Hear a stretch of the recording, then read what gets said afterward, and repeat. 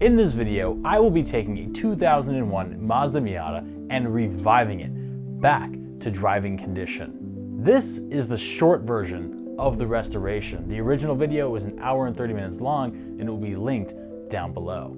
There it is. My very own 2001 Mazda Miata. Can't believe I'm saying this, but that is my Miata. That is my 2001 NB Miata. The car I have been after for 4 years now.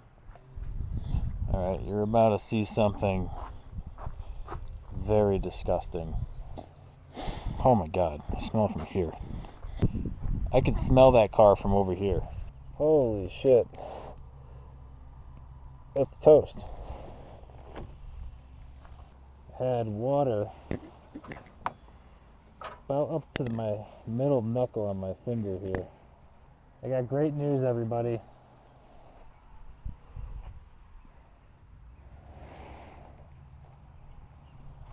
We've got ourselves a new battery. The day is saved. Nah, look at that. I mean, it pulls it right out. How much comes off? Certainly a lot better than what we were working with before.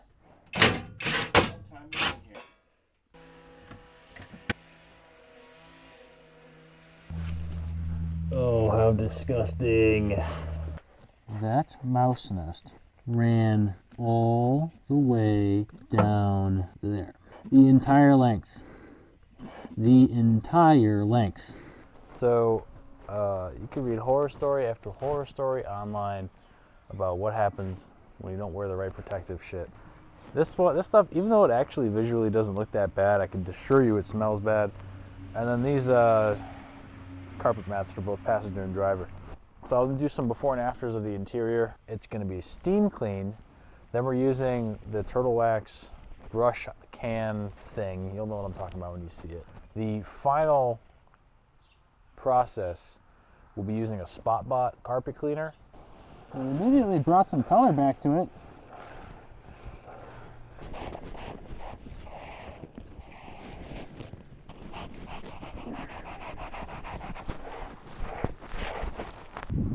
Let me get you in close here and take a look at all this dirt. It's all real nasty.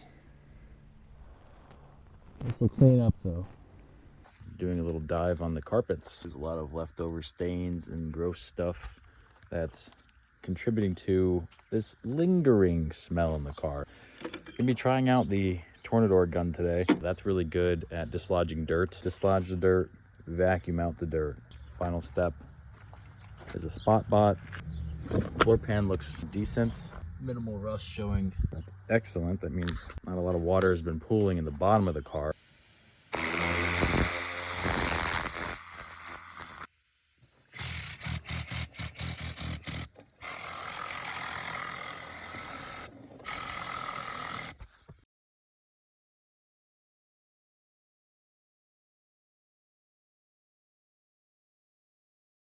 Sopping wet on both sides.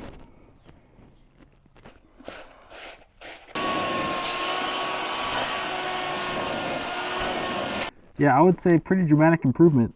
The right is just one round of the carpet cleaner. The left is obviously without it. We have a rear carpet again. Let's go. Honestly, I forgot how good it looks with the carpet. I've been rocking just bare metal and for like, I don't know. How long have I been driving this thing for? A month? You know what I'm not looking forward to? Picking all of this up. Still gotta re-clean those rear carpet liners too. They'll still smell really bad for some reason.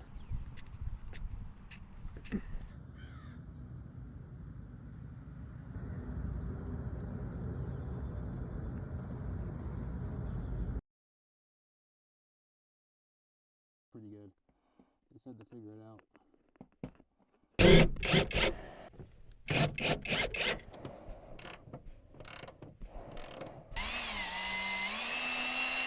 Next up, header rail. This has one screw, that is two. Not sure why.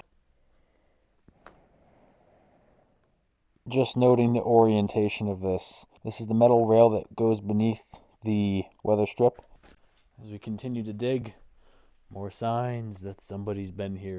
Let's see, oh, well, this side has 3. That's nice. Wow, that one was already drilled out.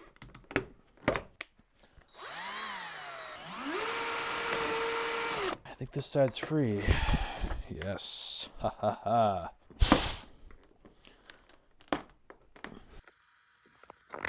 This thing really fought like hell. Last thing I have to do now, loosen up the tension spring on each side. All right, let's go. I gotta drill that out again. All the sides they're riveted down. Got my contact cement curing on the corners here. This side's weather seals are in. I'm buttoning up the driver's side. All right, the final battle's here. Got the first push pin started on the rain rail on each side. Pain in the ass to get to, but there is a position to do it from. This rain rail bracket is insane. 3:23 p.m. The new soft top is officially in. Getting a start on fluids today. I'm at least gonna just change the oil. There's our oil filter right there. No date on it. That is the drain plug. And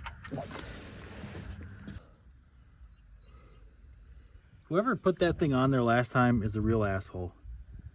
That was really, really, really tight. All this for a damn crush washer I could have gotten an hour ago when I was here. There we go. That's the fill plug. Let's see. Oh, it is dripping a little bit. That's perfect. All right, good. It's the old crush washer on the right. It's the new one on the left. So I started diving in. I can tell it's the left rear caliper that's sticking. How about I go to the other side of the car? Just confirm that that should be going further. Sure enough, you can tell this side comes out, backs out further. But you might be looking at that and say, Hunter, why is the whole bracket off? And that is because when I looked at the brake pads on this side, check that out. Whoa, it's growing a vein. There's something going on here. I noticed this brake pad was missing its metal piece, by the way. This is supposed to be on the back of this pad to help prevent noise, and it's where you can apply grease. So I said, if that has a groove in it, that rotor, that's the front, that is the rear. Look at that groove. I mean, this thing is completely toasted. Why the heck did that happen? Then I found this plate fell out from behind when I took everything off. And it's also got this groove cut into it, which is curious because that should be on the outside of the pad, like that. So it was riding like this. I don't know how the hell that happened. So I just found tape on the sway bar, and my first reaction is, oh, wonderful. That's gonna be completely rotted. And I noticed the end links are pretty loose. Nope, not even close. The previous owner hid a key here. I can't make this up. I now have 3 keys for this car.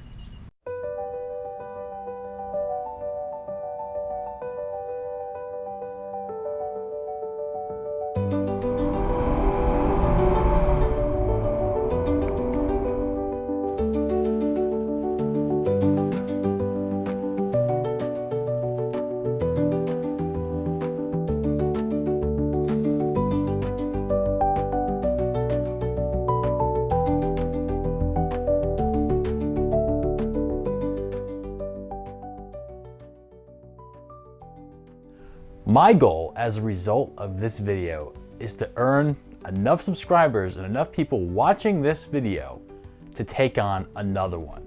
I had so much fun doing this. I would love to keep doing this, but I need your help.